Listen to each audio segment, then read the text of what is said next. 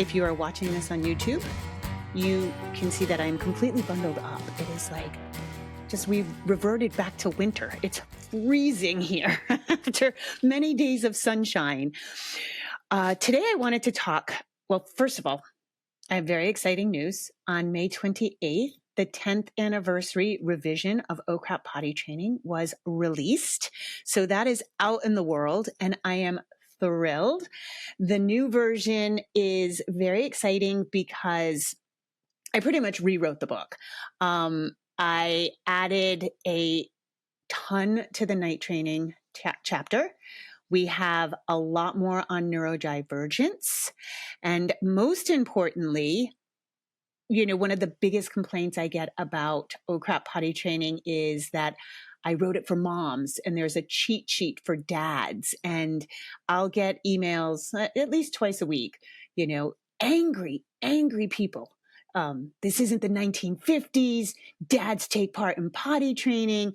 And it's wild because, first of all, I wrote the book in 2009. It got published in 2014. And in all that time, I had never worked with a dad, ever. In fact, dads didn't take part, or they took minimal part, and they asked for a cheat sheet. So I literally gave them what they wanted. And 99.9% of the time, it was a mom potty training and doing the bulk of the work. And oftentimes the mom would be like, the dad was getting in her way and kind of thwarting her efforts. And it was an issue. It was like a serious issue. So I wrote the book for moms with a cheat sheet for dads because that's what people wanted at the time.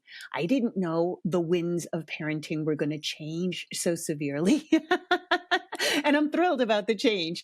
But, the thing about a published book is it's written in stone. You can't change it. People write to me all the time like, oh, you need to change this in the book. And I'm like, yeah, good luck with that. A book is written in stone once it's published, by a big publishing company. And I said, I would always say, I can't change it. I write blog posts. I do the podcast. I try to keep anything that was sort of missing in the book, and I would get feedback. I do podcasts on it. I do Instagram reels. I do blog posts, YouTube videos. But I'm going to unbundle a little here. Hold on one second. And, but I got a book deal for the 10th anniversary revision, which is rare. That's very rare for an author to be able to do that and to update their book. And so what an opportunity. And so I definitely wrote it for both parents. And I think it is so funny to me how quickly things can change in the world of parenting, And again, when I wrote the book originally, having never worked with a dad, I could have never foreseen that dads would be actively jumping into parenting the way they are now. And it's wonderful. And we know the mental load of moms and equitable labor in the house. And so it's wonderful what's happening. And I'm so glad that I was able to update the book. Some chapters were deleted. Some were added. I think, and I wrote it definitely I rewrote it knowing that things will change. I also, at the time, Facebook was the rage. I never thought there'd be other social media platforms. Instagram hadn't been invented yet. TikTok was years away.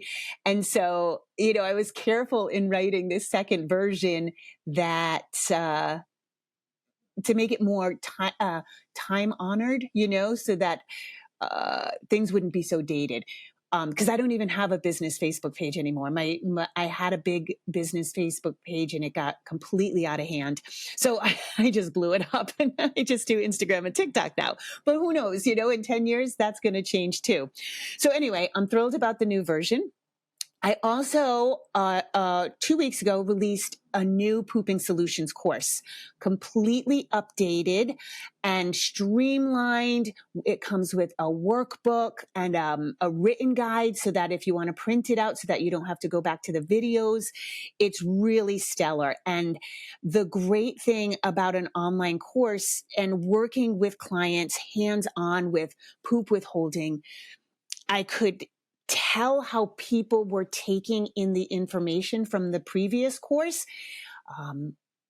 Both with my book and my courses, I'm in an interesting position of not exactly knowing what you may need, and what you may need is not what somebody else may need. So I arrange the information in a way that makes sense to me, but it may not be the order that you need it in, So I really, hearing over the years so much feedback from the course and hearing like what people were missing or what was unclear, so I was able to really fine tune the course, and definitely, we have HD video now.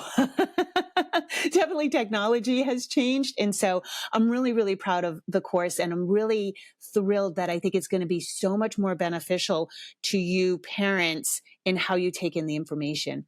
That also now comes with a new community feature. So that can be an add-on if you so desire, if you have questions. And that's really neat because we can have a whole community. It's in a it's on my website. So it's not social media. It's not a Facebook group. It's not an Instagram group. It's through my own private server. And it's awesome because you guys can communicate with each other. In previous forums, in iterations of a community, it's like I post something and everybody comments. And this way it can be parents helping parents, as well as me perusing the questions and answering them like through video. It's not exact one-on-one help. It's more like I will answer the questions through, a couple of weekly videos, and then we'll definitely do a live call once a month.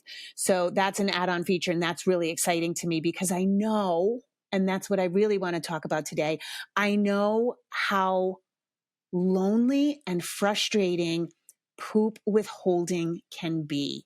And I have recently gotten quite a few emails with people thanking me, not just for solving their poop withholding problems, but for understanding the strife, the frustration, the heartbreak that you are going through as a parent when you're dealing with poop withholding. It is the bulk of my work. I would say it's 95% of my client work. And what's wild to me, the world's a big place and I have a global clientele.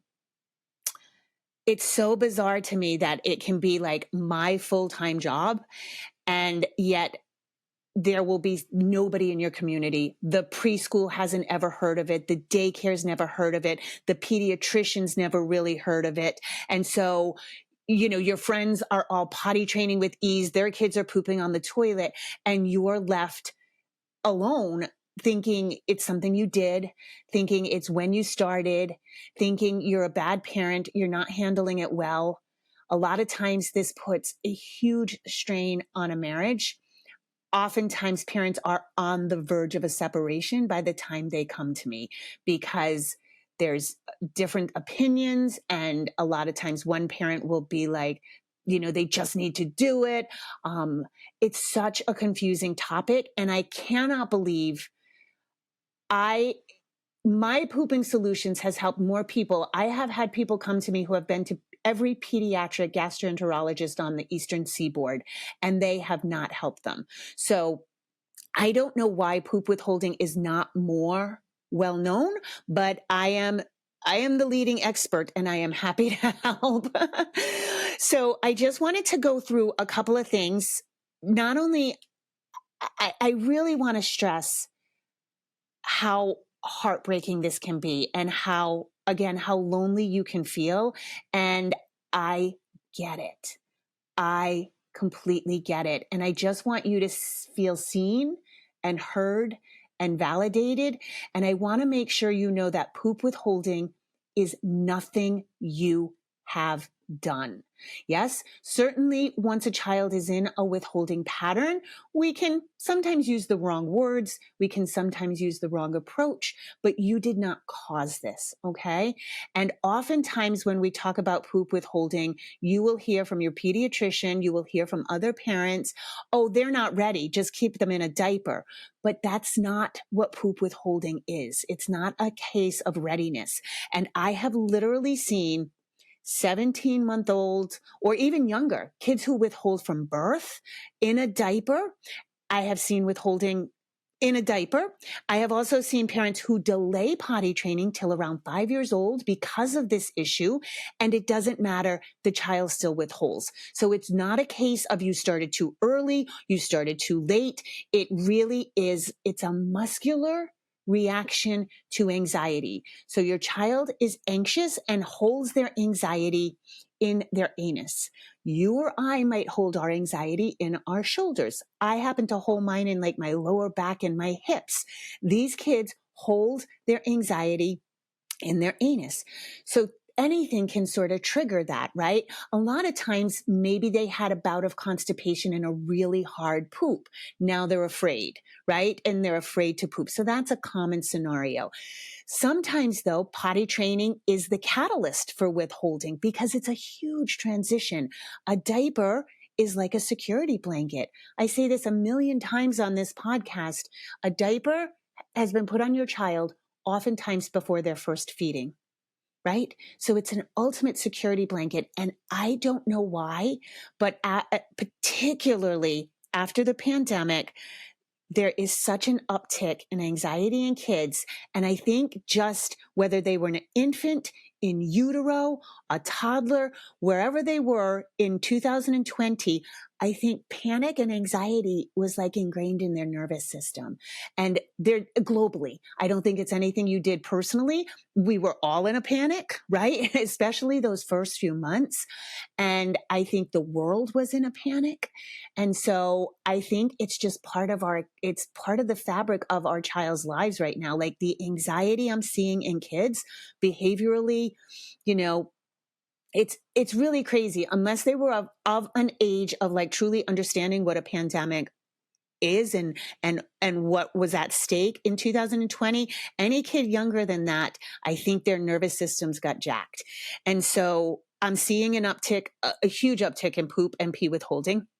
And so it's really not a matter of readiness, and holding off potty training or holding off dealing with this because you think it's going to resolve on its own is not going to make it better, because the longer the withholding pattern happens, the more practice those muscles get in gripping and not releasing. And so the longer it goes on, the harder it becomes to fix it.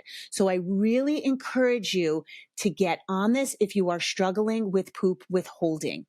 Now let's talk a little bit again. I've done an episode on this before, but I wanted to do a whole nother episode because it's so important and it's such the bulk of my work. Withholding can look like many different things. And it can have like severities.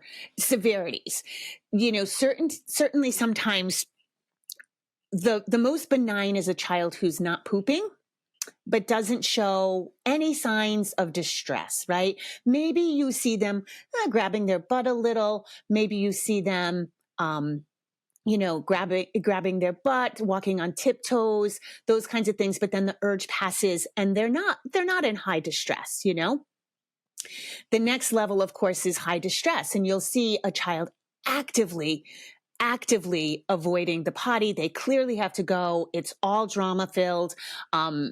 You may be trying to force them to sit down. They can't release. It typically can get really bad, like high escalation, lethargic, maybe stop eating. I've literally had a kid jump out a plate glass window. I also had a kid run out the front door into traffic. So the anxiety hits when the anus starts to open, right? Like we all have that moment where you sit on the toilet and you can feel your anus open and the poop comes out. As soon as that happens, these kids go into fight, flight, or freeze. And so that can be the more severe. I've literally had a kid who could hold his poop for 6 weeks. So it can get really, really bad. And I think sometimes it helps to hear the far end of where it can lead, because I hope that maybe lets you feel a little more in the middle, or maybe you're at the severe end, in which case, please take the Pooping Solutions course, but also try to get a consult. Now, within those, less severe and severe, can be the child who is releasing in their night and nap diaper. So typically we see withholding during the day, during the waking hours, and a lot of parents still are using a diaper at night, and the child will release in the diaper at night. That is still withholding. Yes. So a lot of parents come to me and say, well, no, they're pooping every day, so they're not withholding. Yes, but they're withholding during the day. It's affecting their behavior. And the biggest thing that I get concerned about is, again, if you're watching this, I'm doing a visual. This is my pretend anus. Those muscles will start to practice gripping, and they get stuck. They get stuck on like grip, and they cannot release, and the anus takes on a life of its own, and it's beyond the child's control. This is not the child consciously sucking in their poop, consciously closing their anus. It's the anus is almost spastic and closing on its own. This is beyond the child's capability. Okay. So a lot of parents say the child will look like they're withholding. Their face will be scrunched up. It'll look like they're concentrating. You'll see their butt cheeks clench, and the parents will say they're doing it on purpose. No, they're not. Their body's just reacting to that anxiety, that muscular reaction to anxiety. Imagine the feeling of having to go poop, right? Like, I'm a really good pooper. So I love that feeling of having to go poop. It's a pretty seamless process for me. I don't even have time to read any sort of article on the toilet. And that feeling, right? Imagine having that feeling and your body betraying you and closing up, right? That's frustrating. And there's like an internal battle. So that's what you're seeing with your child. They're not doing it on their own. I mean, they're not doing it consciously. It's a bodily reaction. So another version of withholding, any poop or no poop that doesn't go on the potty once you begin potty training is a version of withholding. Now, sometimes it looks like they are just pooping in their night and nap diaper, right? But maybe you're seeing no distress during the day. No distress. It's still a little bit withholding, but the first thing we have to do is ascertain if it's withholding. So in that scenario, you see no distress from the child, but they are pooping in their night or nap diaper. What you want to do is you want to night and nap train, and you want to get rid of that diaper, and then you see what you have.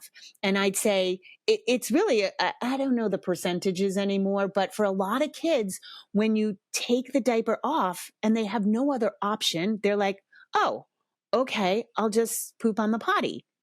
Which stands to reason, right? This is in all areas of life, of your child's life. If you, this happens with picky eating, right? Like if you try to give your child new food, but they know in the end they're going to get like a brownie. I used to work with a little girl who would only eat brownies. She knew she was going to get a brownie. She's not being manipulative. She's just going to hold out for the brownie. Like why would she eat a chicken breast when she knows the brownie is coming at some point in time? She'll just hold out for the brownie. And it's not, I think we tend to look at that as like manipulative behavior, but it's not. It just makes sense. And so when you have a nighttime diaper and your child's kind of holding it for the nighttime diaper, then it's not like they're being manipulative or withholding on purpose. Their body's just like, we can wait. We can wait till that thing I'm really comfortable in. So bear that in mind. So if that is happening for you, the very first thing you want to do is night and nap train. Then you see some kids will just be like, oh, okay, there's no other option. I'll poop on the potty. And then for other kids, it's the catalyst for more withholding, a withholding pattern. So those are the scenarios that I see in, pooping in pants too. Let's talk about that, because that's a real struggle for some parents where the child's just pooping in their pants. Again, it's a version of withholding. Even though they're not withholding the poop, they're pooping all over the place, they're still not going on the potty. So there's still some anxiety there. And so the protocols in the pooping solutions course still apply. So even though they're not holding their poop for days, it's not getting stuck, right? You still have to treat it as withholding, because there's something going on with them releasing in the potty. And that is the reaction. That's the anxiety. And they're having a muscular reaction in that they can't release on the potty, but then they'll release in their pants, right? So it's really the same thing. And I find that many parents get very confused about that.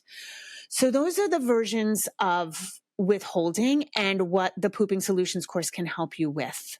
I'm not sure that I wanted to say much else. I think it's just a wildly misunderstood condition. And again, it's so frustrating, and it can be so heartbreaking, and it can be so contentious with your partner or with school or even with your pediatrician. So I think it's really best for you to try to nail this down as soon as possible. I would say in almost all scenarios, night and nap train first if the poop is landing in the diaper at all, and then see what you got. And if you have a child who is escalating in distress, the biggest thing to remember, so many parents want to see if it levels off. But when they are in that state of fight, flight, or freeze, they're stealing hours from their own childhood. They're not playing. They're not relaxed. They're not having fun. And it's really unfair, I feel like. So many parents are like, no, we'll wait and see. We'll wait and see. We don't have to take drastic measures. We don't have to do anything. We're going to wait and see. He pooped last week on his own. I want to see if he can do it again. But if we don't assist the child, then they're losing hours of their childhood. And they're, more importantly, their butt is practicing withholding. Their anus is practicing withholding. So please, please, please get help as soon as possible. Because this only gets worse. I've never seen this really resolve on its own. And pediatricians, more and more people are coming to me and they're like, well, I tried to cut a hole in the diaper. That is the most bizarre thing, like to cut a hole in the diaper so your child can poop. And it doesn't work for withholders, right? It really doesn't work. It may work for a kid who's having a little bit of trouble, but I also think it's a bizarre measure. That's, it's a cheat code that doesn't really work, right? So I'm hearing all kinds of bizarre things that parents are doing to try to fix this. And, I want to help you. I really do. So I'm going to leave you with that. I can't, again, I know I've done other entire episodes on poop, but I think it just bears repeating, bears every so often I have to do another episode because it's such a problem right now. And it is such a, it can be so daunting to you as a parent. Now, whenever I do an episode on poop withholding, people are always like, what about pee withholding? What about pee withholding? And I've said this numerous times, pee withholding is definitely, literally never saw this before 2020. So you can't tell me that it's not correlated to the anxiety of the pandemic. The pee withholding has gotten huge. That needs a consult. And I will tell you why. Number one, I first tried to give the information away. I have a protocol that works 100% of the time. I tried to give it away a few, for a couple of months, and it had 100% fail rate.